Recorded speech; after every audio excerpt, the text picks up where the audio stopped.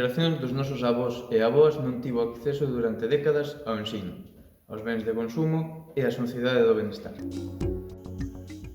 Luís García contalle iso ás súas netas, para que nunca o esquecen. Conectamos con Belén e Noelia, que van falar co seu avó Luís.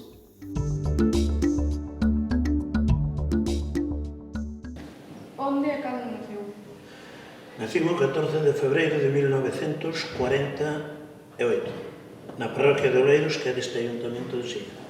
Sempre viviu vostede en Silleda? No, cheguei a vivir a Silleda con 14 anos, hasta os 18. Os 18 caseime, fun para a Vera, comprei o terreno e fun empezando a fazer a casa. Viaxou? Pois, moi pouco, non son eu moito viaxar. A muller si, eu non. Estuve en Andorra, estuve en Portugal, tampouco fun dar máis lexos. Min estou moi interesado. Estivo na inmigración? Onde? Na emigración? Nunca jamás. É algún familiar seu? Sí, moitos. Meus hermanos estuveron... Meu hermano estuvo en Venezuela, unha hermana estuvo en Venezuela, estuvo en Luxemburgo, estuvo en Suiza, miña hermana, ahorita, esa marchou para Bilbao cando eu tiña cumprindo 6 anos. En que traballou vostede? Pois de pintor desde os 15 anos. Empecé a traballar de pintor, aos 15 anos e aos 3 meses marchei para San Sebastián, botei 3 meses e medio en San Sebastián, reconozco que non valgo moito para ser mandado, e entón puxeme a traballar eu solo e estou así. Sempre falou vostede galego? Se sempre? Falou vostede galego? Sempre falei como estou falando agora, porque eu galego en realidad non o sei. Hai dúas razóns. A primeira, que desgraciadamente non accedín a un colegio para poder aprender a ler nin escribir. Deféndome a miña maneira bastante ben, pero vou-me defendendo a miña maneira. Eu teño horas de clases de pagar a meus pais 40 pesetas por un mes de clase a unha rapaza que estaba facendo magisterio que todavía non era maestra.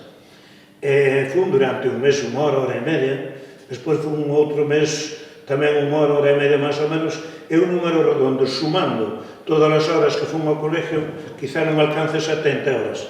Non me podo queixar de pouco que sei, non me podo queixar. Cree que cada vez se fala máis ou menos galego entre a xente nova? Eu creo que cada vez fala máis galego que falaba, porque antiguamente o galego era ao revés. Incluso se dicías unha frase en galego que papá decía moitas, os outros reíanse. Reíanse porque parece que era unha falta de respeto. Viñan falando galegos que consideraban que eran, como a mí, exquisitamente pobres. Entón, os ricos ya hablaban de outra manera. Hoxe, gracias a Dios, eso foi cambiando. É importante saber idiomas? Hombre, totalmente. Saber inglés, saber francés, bueno, por favor, eso é un 10. Os idiomas, para mí, un 10. Eu non sei ningún, desgraciadamente. Pensa vostede que os novos queren saber como era a vida de antes? A maioría deles non lle interesa, porque lle parece que lle estás contando unha troula, que lle estás contando unha mentira que non hai por onde collera.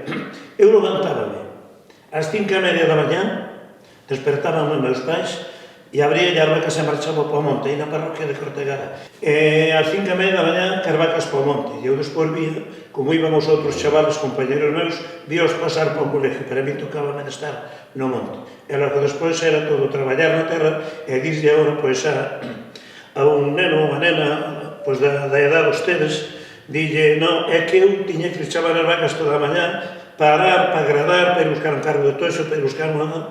Non xo creen, parece que era como a hora levantarse, coller o bus e ir para o colegio. Moi distinto deso.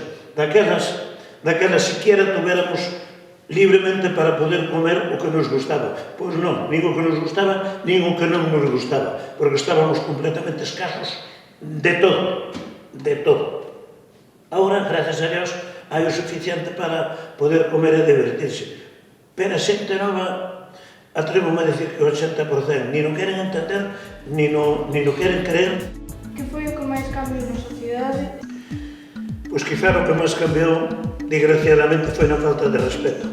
A ver, por onde empezamos?